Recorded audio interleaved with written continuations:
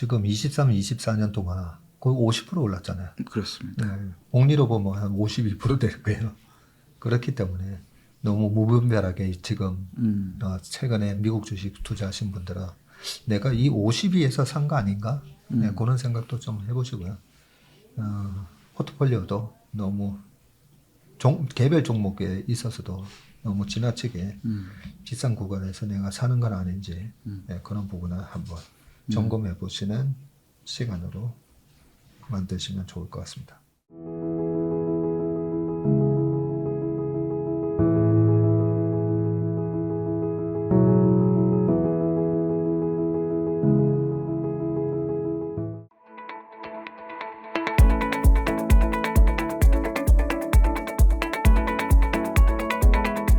안녕하세요. 채슬리 인턴 여러분. 글로벌 인사이트 시간입니다. 자, 글로벌 인사이트가 벌써 우리가 18회예요? 네, 격주로 하니까 빨리빨리 다가옵니다.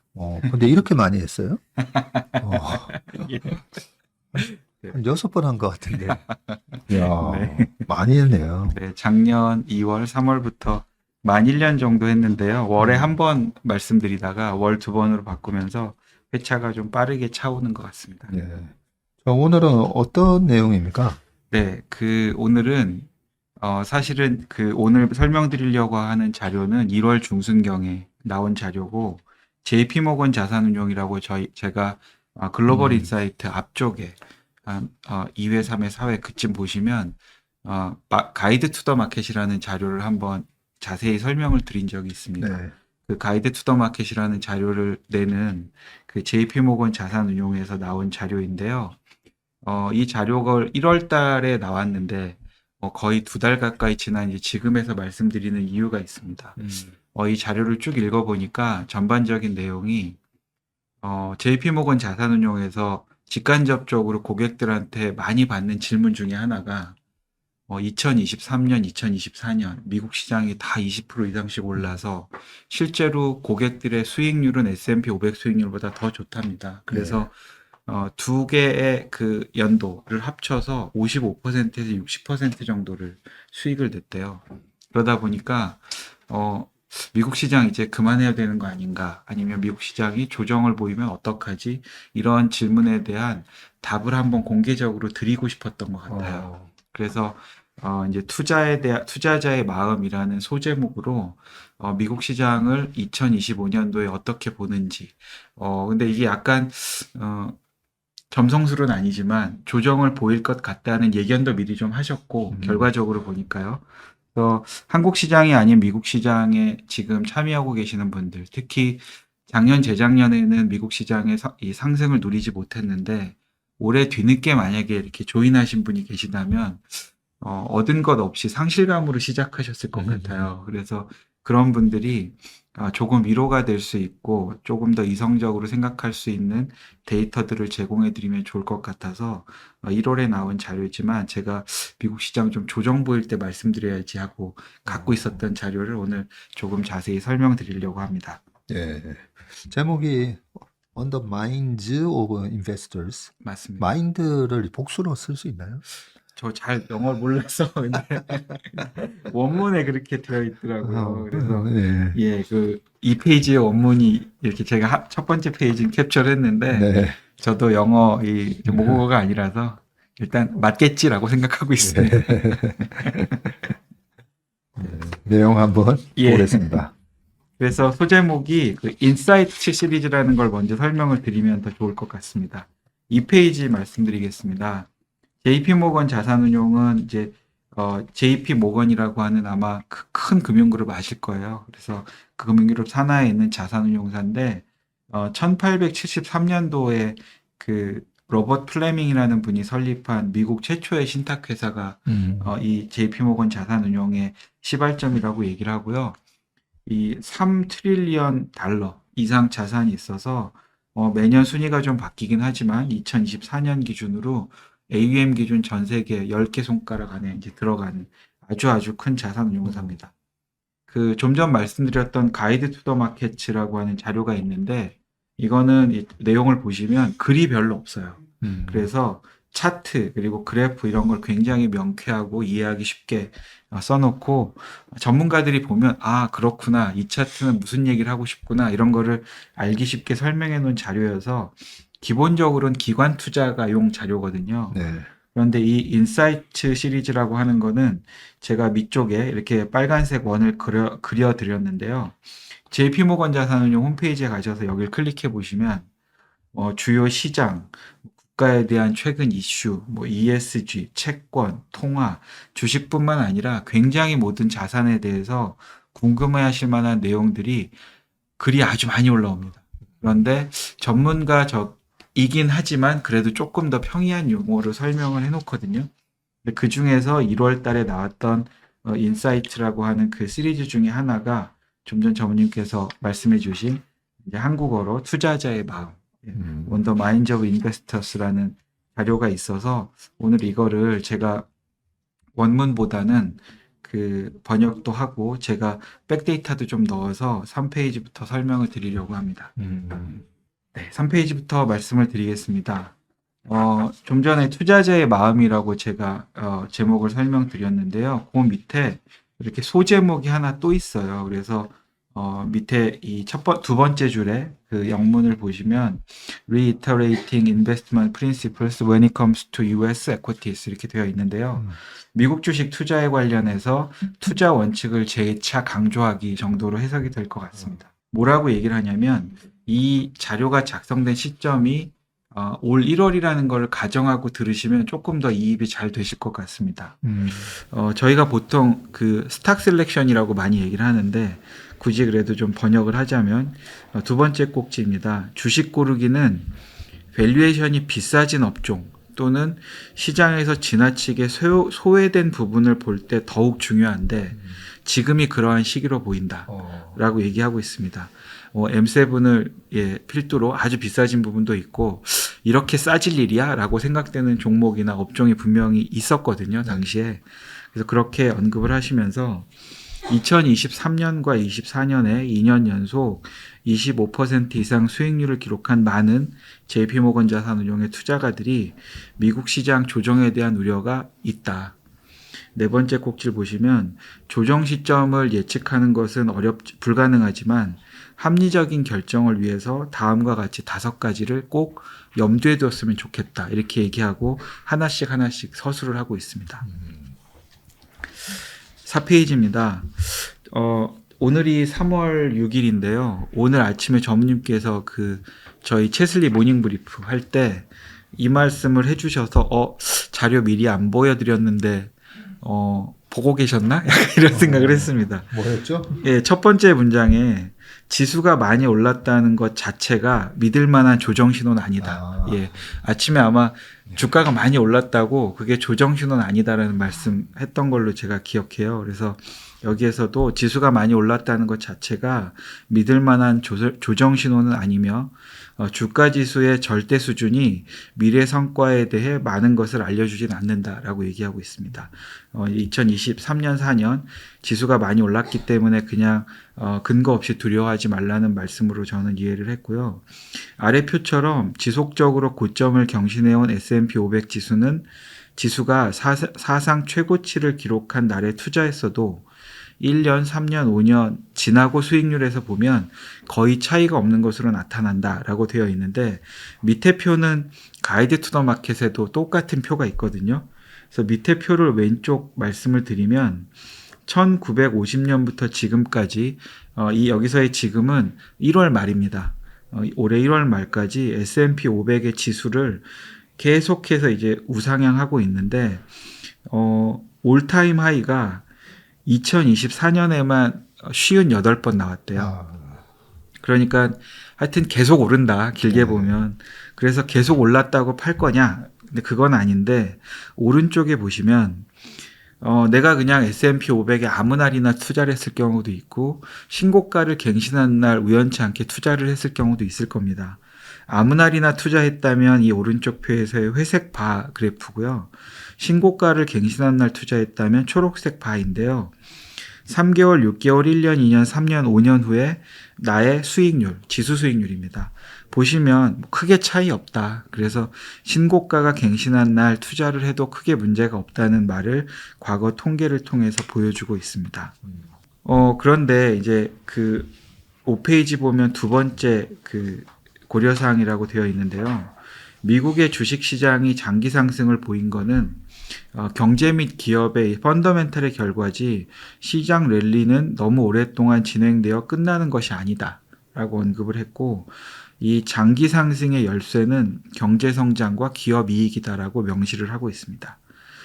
그래서 꼭지 3번 보겠습니다. 주식 밸류에이션이 높아진 지금 적극적인 주식 선택, 이제 저희가 보통 스탁 셀렉션이라고 얘기하는데요. 그게 지금 필요하고, 상당 부분이 이제 AI, 인공지능에 관련된 기술주의 급등에 의해 주도되어 왔고, AI가 중장기적으로 광범위한 산업에 혜택을 줄 것이라고 확신하지만 AI에 투자한 모든 회사가 승자가 되는 것은 아닐 것이며, 따라서 이 AI 산업에 대해서도 이제 차별화를 위해 보다 심층적인 연구가 필요하다라고 했습니다. 반면에 꼭지 네 번째를 보시면 상대적으로 저렴해진 산업재, 소재, 금융, 소비재 등 경기순환 섹터 기업들의 수혜도 검토해야 한다. 아래 표에서 볼 수 있듯이 상위 10개 기업을 제외한 S&P 500 기업들의 이익 성장 전망이 가속화될 것 같다라고 했습니다. 밑에 표는 표의 어떤 구성은 약간 새로운 것 같지만 골드만삭스나 BofA 자료에서도 계속 나오는 겁니다.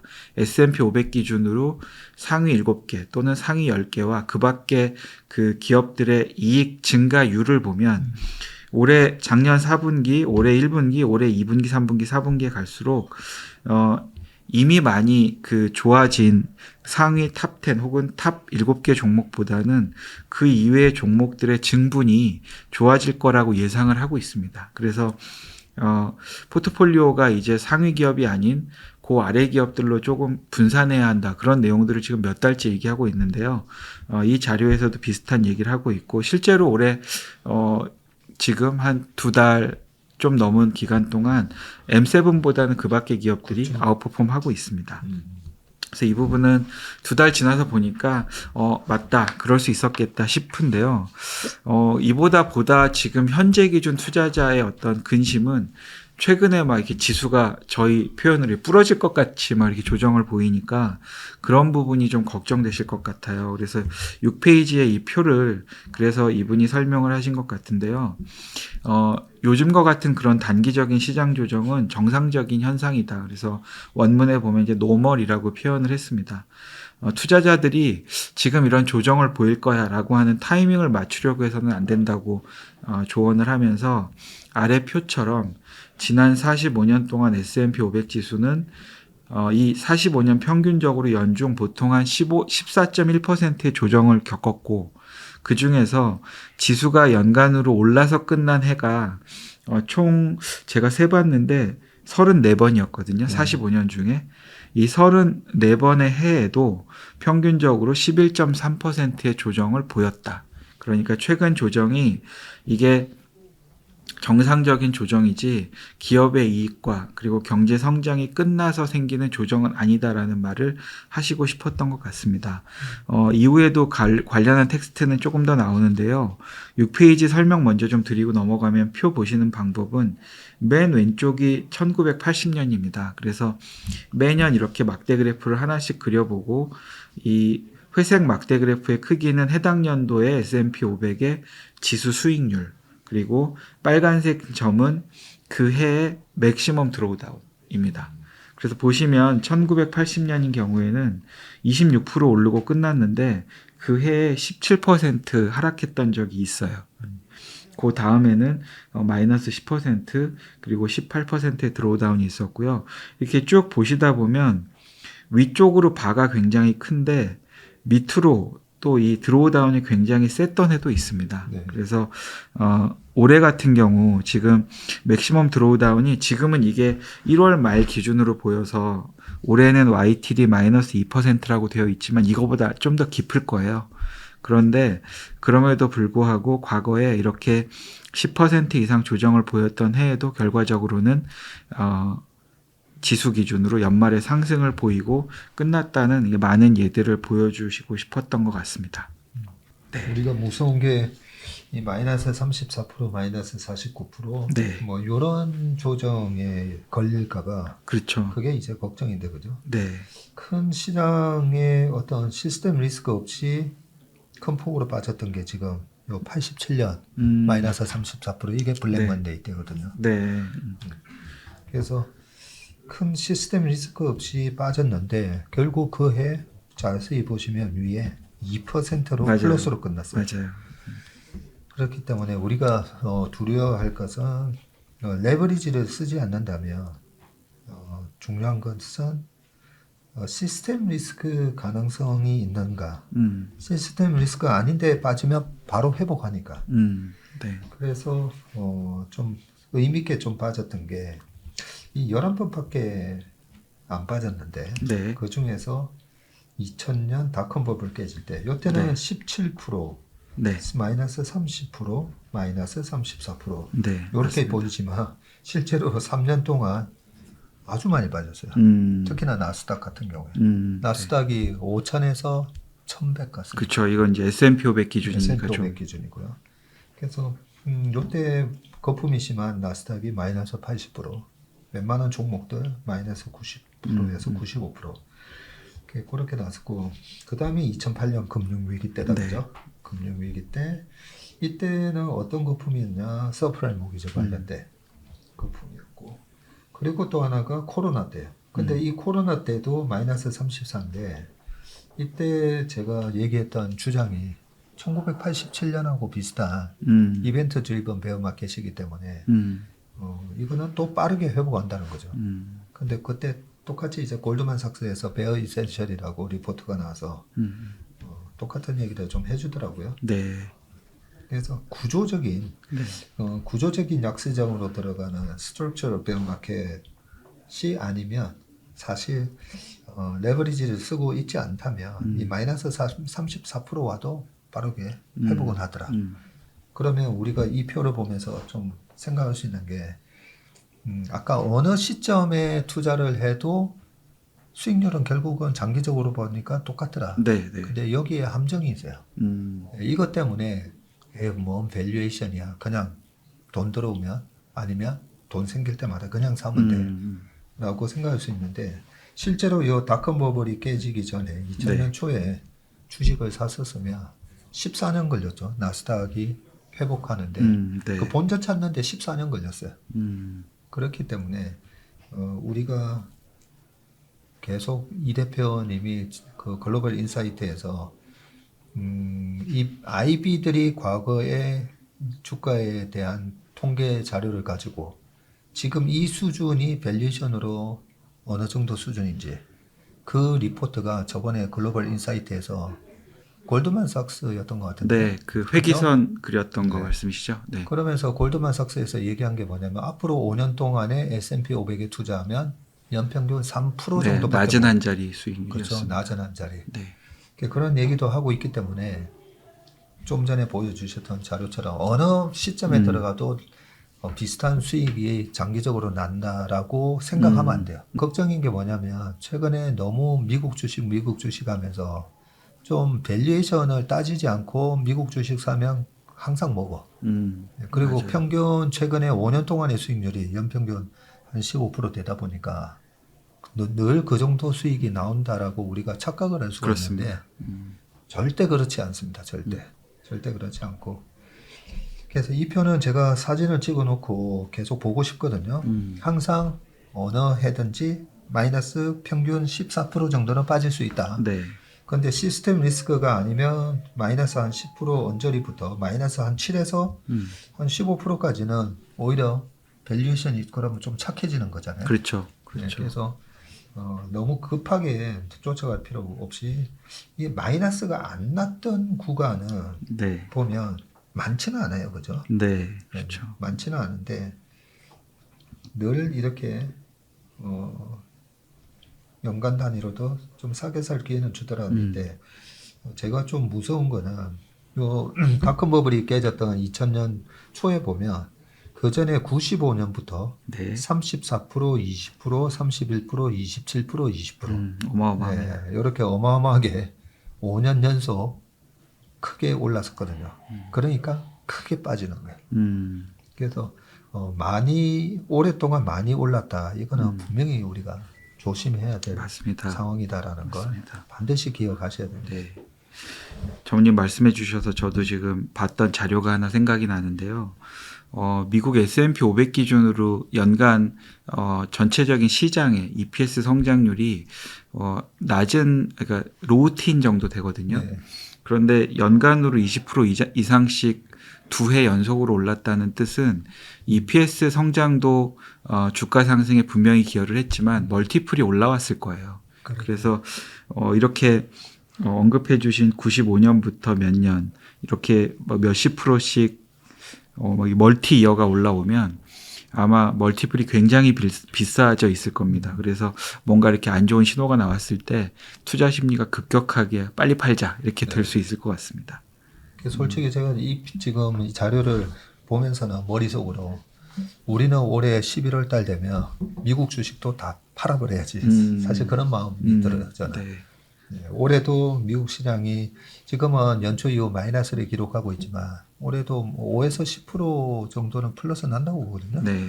근데 만약에 그게 또 15%, 뭐 이 정도 20%까지 올라가면 저는 무조건 맞아요. 미국 정말 시장, 비싸져 있을 겁니다. 네, 빵으로 만들고 한 1년 쉬고 싶다. 그런 마음도 솔직히 있습니다. 네. 채권도 있습니다, 저분님. 또 있어요? 우리가 투자할 네, 투자할 투자 대상. 수단으로. 네. 예, 7페이지 계속해서 말씀드리겠습니다. 요 첫 번째 문장이 이제 요즘에 저희 관세 문제 이런 것들하고 연결이 되어 있는 것 같은데요. 시장 조정은 때로는 포지션 변경, 저희가 보통 이제 리밸런싱이라고 얘기를 하는데 포지션 변경, 단기적인 데이터 변화 또는 정책 변동에 의해 촉발된다. 반면에 지속적인 하락은 일반적으로 이익 침체 전망에 의해 발생한다. 이 두 가지를 꼭 구분해야 된다고 되어 있습니다. 그래서 저희가 미국 자산에서 유럽으로도 가고 일본, 이머징 마켓으로도 오는 그런 펀드 플로우들을 최근에 보여준 기억도 있고 트럼프 대통령의 관세 정책에 따라서 지금 지수가 일희일비하기도 하고 하는데 이제 이런 것들은 때로 그 정상적인 조정을 나타내는 요소지 지속적인 하락을 나타내는 요소는 아니다라고 언급을 하고 있습니다.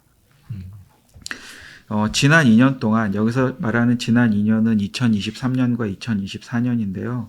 주식이 채권보다 성과가 크게 상회하였는데 만약에 포트폴리오 재조정이 없었다면 주식의 필요 이상 높게 배분되어 있을 거고 포트폴리오 재조정을 통해 차익을 얻고 합리적인 밸류에이션으로 다시 주식을 매수하도록 해야 한다 이렇게 되어 있습니다. 저희가 어스 플랫폼도 그렇고 아침 모닝 브리프도 그렇고 이제 주식 자산 중심으로 계속 말씀을 드리고 아이디어를 드리고 있는데요. 채권이라는 자산에 아예 배분이 없는 투자자분들도 당연히 계실 것 같은데 만약 채권을 포함한 여러 자산에 배분을 하고 계시는데 그 배분한 자산 중에 특정 자산이 나머지 자산보다 지나치게 초과 성과를 내서 배분이 흐트러져 있다면 그걸 한번 리밸런싱 하는 게 필요하다. 이제 이런 얘기거든요. 다음 페이지에 예가 있어서 다음 장에서 다시 한번 또 말씀을 드리고요.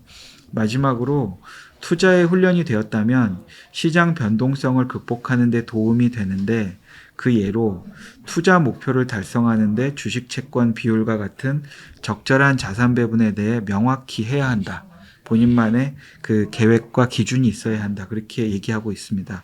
요 두 번째, 세 번째 꼭지는 다음 페이지랑 다다음 페이지를 통해서 좀 더 상수를 드리겠습니다. 8페이지인데요. 이거는 이제 어떤 예를 보여주신 거냐면, 총 세 가지 방법, 세 가지 자산에 투자를 하기로 하자. 세 가지 자산이 아니라, 주식과 채권에 각각 60대 40으로 배분을 하고, 주식에 배분한 이 60을 글로벌 주식 10, 미국 성장주의 25, 미국 가치주의 25라고 배분을 했다고 가정하고 이걸 2029년 시작하면서 이렇게 딱 나눠 놓고 작년 말까지 그리고 올해 1월 말까지 하나도 건드리지 않았다라고 가정을 하면 밑에 표의 맨 오른쪽 표처럼 채권은 전체 비중이 26%가 되어 있을 거고 글로벌 주식은 10% 투자했는데 9, 미국 성장주는 25% 투자했는데 37, 미국 가치주는 25% 투자했는데 27이 되어 있을 거다. 그래서 이렇게 되어 있으면 채권은 좀 줄어들어 있고 미국 주식, 특히 이제 성장주가 많이 올라와 있을 텐데 그러면 이제 미국 성장주가 많이 비싸져 있다. 이제 밸류에이션이 높아져 있으니까 본인의 기준에 의해서 필요하다면 예컨대 이제 채권 쪽으로 비중을 좀 옮긴다든지 이런 재조정이 필요한데 이런 표를 한번 꼭 만들어 보라고 언급을 하고 있고요. 그 다음 페이지도 같이 설명드리면 전무님께서 좀 더 첨언해 주실 게 있으실 것 같은데요. 그 페이지는 뭐냐면 주식에만 올인하시는 분도 계실 수 있고 워낙에 성향이 좀 안정적이셔서 그냥 이자나 이렇게 만기에 파실 수 있는 채권에 그냥 100% 하시는 분도 계실 수 있고 주식과 채권의 6대4 비중으로 하시는 분이 계실 수도 있습니다. 미국 시장 기준으로 1950년 이후에 2024년까지 75년 동안 어느 해에 투자를 했던지 간에 그것을 평균값을 내보니까 밑에 표 보시겠습니다. 1년 동안 투자를 하면 어느 해에 투자했느냐에 따라서 주식에 올인을 하면 제일 많이 벌었던 해는 52%까지 벌 수 있었고요. 제일 손실을 크게 본 해는 마이너스 37%의 손실을 볼 수도 있었다고 합니다. 지난 75년 동안이요. 근데 만약에 채권에 100%를 투자했다면 어떤 아주 운 좋은 해가 걸렸다면 1년 동안 33%의 수익을 냈을 거고 아주 운이 나빴다면 13%의 손실을 봤을 거라고 합니다. 그런데 투자할 때 6대4의 비중으로 주식과 채권을 섞어서 투자했으면 1년 동안 아주 제일 운이 좋았던 해에는 34%, 가장 안 좋았던 해에는 마이너스 20%입니다. 여기서 말한 1년은 칼렌더로 1년이 아니라요. 이렇게 무빙으로 봤을 때 제일 좋았던 때, 제일 나빴던 때입니다. 이걸 이제 5년으로도 해볼 수도 있고 10년으로 20년으로 해볼 수도 있는데 이 표에서 이제 저희가 관심 있게 봐야 될 부분이 제가 보기에는 제가 2번하고 3번에 적어드린 거라고 생각합니다. 6대4 그러니까 주식 6, 채권 4라고 4의 비중으로 5년 이상을 투자했다고 가정을 했을 때 어떤 해에 제가 투자를 했더라도 그러니까 가장 안 좋은 수익률을 기록한 5년이라고 하더라도 마이너스가 없습니다. 그렇네요. 예, 그래서 이렇게 투자했을 경우에는 절대로 손실을 보지 않는다. 과거 데이터에 의하면 그러니까 굉장히 안정적인 반면 6대4로 최고 수익률은 20%까지 납니다. 그래서 주식에 올인했을 때 가장 좋은 해가 가장 좋은 5년이 여기 보시면 초록색의 29%거든요. 그렇게 낮지 않아요. 제 생각보다는 29와 20%라고 보면 그렇게 낮지 않고 세 번째 꼭지 6대4로 20년 투자했을 경우로 보겠습니다. 여기 보시면 가장 안 좋았던 해에는 5% 그래도 이익이 나고요. 가장 좋았던 해는 15% 수익이 나는데 주식에 올인했을 경우와 비교해 보면 주식의 경우는 가장 안 좋았던 해 6, 가장 좋았던 경우 18. 그래서 이 갭이 더 줄어듭니다. 그래서 저희가 일반적으로 채권호에 많이 투자할수록 변동성은 적겠지만 수익률도 당연히 쫓아서 안 좋아진다. 상대적으로 안 좋아진다. 이렇게 알고 있는데 이 6대4라고 하는 이 비중이 장기적으로 투자할수록 결코 나쁘지 않다. 그렇게 이 통계는 말하고 있고 이 그래프의 오른쪽 이 박스를 한번 보시겠습니다. 10만 불을 20년 이상 투자했다고 가정을 했을 때 주식에 올인하면 이게 89만 불 정도가 되어 있으니까 거의 9배가 되어 있고 채권에 올인했다고 하면 27만 불이니까 약 2.7배. 그런데 6대4 비중으로 주식 채권에 투자했으면 약 60만 불. 그러니까 6배 정도 되어 있는 거여서 제가 이걸 보고 20년 투자를 한다고 하면 이거는 20대, 30대, 40대는 아니어도 될 것 같습니다. 그런데 이 방송을 보시는 분 중에 50대, 60대, 70대, 80대가 계시다면 10년, 20년을 나의 그 최대 투자 기간으로 보셔야 될 수도 있거든요.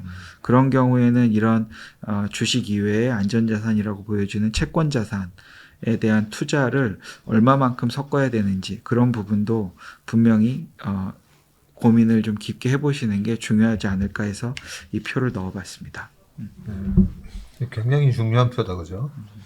제가 보면서 자, 채권을 40이나 넣고 가니까 좀 네. 채권 너무 많이 넣는 거 아니야? 네, 너무 딱 안정적인 거 아니야? 느낌이 그런 느낌이 들거든요. 있습니다. 예, 예, 맞아요. 그래서 이 채권하고 주식의 6대4 포트폴리오가 주식보다는 좀 많이 떨어질 거다라고 생각을 하는데 실제로는 그렇게 많이 떨어지는 건 아니다. 네, 10년 기준으로도 주식 온리 했을 때는 20%인데 채권하고 6대4 하면 16%니까. 그리고 20년으로 봐도 주식 온리가 18%인데 채권 15%. 네, 이고 5년 기준으로 봤을 때 우리가 뭐 너무 길게 투자는 하지는 않으니까요. 네, 그래서 저는 이걸 적금하고 좀 비교해 봤어요. 네. 적금은 손실 구간은 없고 없죠. 네, 그냥 뭐 2.5%, 3% 수익을 낼 건데 채권, 주식 합성 포트폴리오는 손해가 안 나요. 1%. 맞습니다. 1%인데 기대 수익률은 20% 나오니까 그러면 적금할 필요가 없는 거죠. 그렇습니다. 보통 적금하는 이유가 나는 손실 나는 거 싫어해서. 네, 근데 적금은 돈이 묶이는 거잖아요. 네, 어차피 돈 묶이는 건데 그렇게 보면 한 3년이나 5년짜리로 내가 돈을 한번 모아보겠다 하면서 적금 많이 하시잖아요, 보면. 그러면 제가 봤을 때는 6대4 주식이 훨씬 낫네. 네. 주변에 말씀 주셔서 제 주변에 채권 투자는 그래도 국공채가 아닌 회사채라면 그 회사가 망하면 못 받을 수도 있잖아. 이런 위험에 대한 고민을 하시는 분들이 분명히 계세요. 그런데 이렇게 투자 등급 내에 있는 회사채 투자는 예금보다 조금 더 높은 수익률을 주면서 말씀하신 그런 것들에 대한 투자에 좀 눈을 깨우치신다면 예금보다는 훨씬 안정적인 투자처라고 생각합니다. 그렇죠. 저는 이런 거 보지 않고 그냥 직감적으로 그동안 경험적으로 예금 해봐야 예금하는 것보다 어떻게 보면 장기적으로는 주식 온리 하는 게 제일 낫잖아요. 그럼요. 예. 사실 장기적으로는 주식 온리가 수익률 제일 좋습니다. 20년 가면 주식으로도 바텀이 6%예요. 네. 6%이기 때문에 채권 온리 1%보다 훨씬 높고 그죠? 그렇죠. 바텀이 6이고 평균 수익률 18% 나오니까 그래서 장기적으로는 뭐 무조건 저 같은 경우에는 그냥 주식 투자가 제일 낫다라고 저는 그렇게 생각하고 있었는데 이 표를 보니까 그렇고요. 이 표를 보면서 제가 또 하나의 아이디어가 뭐냐면 저 같은 경우에는 큰 폭의 하락이 왔을 때 주식 사는 거 되게 좋아하잖아요. 그러면 이 표를 보시더라도 1년 수익률이 1년 들어갔을 때 마이너스 37이잖아요. 최대 손실. 네. 그래서 사는 거죠. 네, 그래서 마이너스 35에 사는 거 저는 너무 좋아한다는 거죠. 네, 만약에 우리가 마이너스 37 나는 그 리스크를 예측은 못 하더라도 그 마이너스 35가 다가왔을 때는 여기서 사면 그렇죠. 여기서 사면 기대적인 수익률이 거의 100%예요. 사실. 그렇죠. 그렇죠. 네. 네, 그죠? 마이너스 37이면 1억 투자했을 때 6,500, 6,300만 원이 됐다는 건데 근데 6,300인 지수대에서 들어가서 지수가 만인데 뭐 6만이라고 하면 좀 헷갈리니까 만이라고 하죠. 지수 자체가 만인데 6,300이 됐어요. 근데 6,300이 15,000이 가면 두 배. 두 배 넘네. 두 배. 그죠? 그래서 저 같은 경우에는 뭔가 시장에 위기가 상황이 발생을 해서 패닉 셀링을 저는 좋아하는 이유가 이 패닉 구간에서 매수가 들어가면 저는 기대 수익률을 더 높일 수 있다고 보거든요. 그렇죠. 그래서 그게 보시다시피 이 패닉 구간에서 노멀한 상황보다도 이 패닉 구간에서 주식을 매수하게 되면 기대 수익률이 더 높아집니다. 그걸 장기적으로 반복하다 보면 지금 보이는 이 수익률보다 훨씬 높은 수익률이 나오는 거죠. 맞습니다. 저도 그 부분에 대해서는 1000% 동감합니다. 네. 그런데 우리가 왜 그런 마켓 타이밍을 노리는 그런 투자의 대가들이 별로 안 좋아하냐면 이런 하락을 전망하고 이 하락을 기다리는 투자를 하시는 분이 많아요. 요즘도 그렇잖아요. 네. 올해 큰 조정 온다. 맞습니다. 작년에도 올해 큰 조정 온다. 맞습니다. 재작년에도 마찬가지고. 네. 그래서 저는 아니 그거 맞추려고는 안 해요. 그거 맞추려고는 안 하는데 하여튼 근데 50이 플러스 50이 저 위에서 투자를 만약에 들어갔다 네. 지수가 그러면 연평균 장기 수익률이 저는 까먹는다고 보거든요. 맞습니다. 그죠? 맞습니다. 아주 비쌀 때 들어갔으니까. 저도 이 표 설명해 주실 때 이 표에서 원래 말하려고 했던 건 아니겠지만 점님의 해석 중에 인상적이었던 게 저희가 지나고 보니 52% 올랐더라. 지나고 보니 37% 빠졌더라. 그런 경우는 투자하다 보면 분명히 있을 겁니다. 네. 그런데 앞으로 52% 1년 동안 오를 거야. 앞으로 1년 동안 37% 빠질 거야. 이거를 예상하는 건 굉장히 어려울 것 같습니다. 그렇죠. 그런데 투자하다가 보니 지난 1년 동안 52% 가까이 올라온 환경을 내가 경험했다면 진짜 조심해야 되는 거고 역으로 37% 가까이 빠지는 지난 1년을 제가 경험했다면 그때는 두려워하지 말자. 그렇죠. 예, 그게 오늘의 레슨인 것 같습니다. 네. 왜냐하면 저는 그렇게 해서 남들보다 네. 예, 더 초과 수익을 만들어 왔기 때문에 네. 방금 우리 이 대표께서 딱 정리해 주신 것처럼 그래서 아까 제가 지금 23, 24년 동안 거의 50% 올랐잖아요. 그렇습니다. 네, 복리로 보면 한 52% 될 거예요. 그렇기 때문에 너무 무분별하게 지금 최근에 미국 주식 투자하신 분들은 내가 이 52에서 산 거 아닌가? 네, 그런 생각도 좀 해보시고요. 포트폴리오도 너무 개별 종목에 있어서도 너무 지나치게 비싼 구간에서 내가 사는 건 아닌지 네, 그런 부분을 한번 점검해 보시는 시간으로 만드시면 좋을 것 같습니다. 네.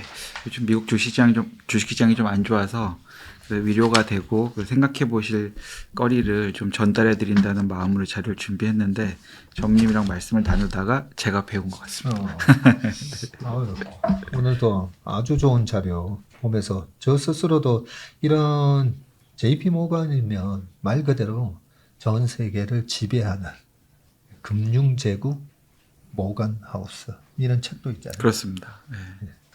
네. 그런 하우스에서 만든 자료거든요. 그래서 우리가 오늘 저도 이 자료를 처음에는 이래 봤을 때는 뭔 내용이지 했었는데 이 하나하나 데이터 보다 보니까 굉장히 깊은 함의가 있는 자료였네. 고맙습니다. 감사합니다. 글로벌 인사이트 18회 차 투자자의 마음 JP 모건 자료 오늘은 이승준 대표께서 또 가져와서 좋은 인사이트 주셨습니다. 함께 해주신 여러분 고맙습니다.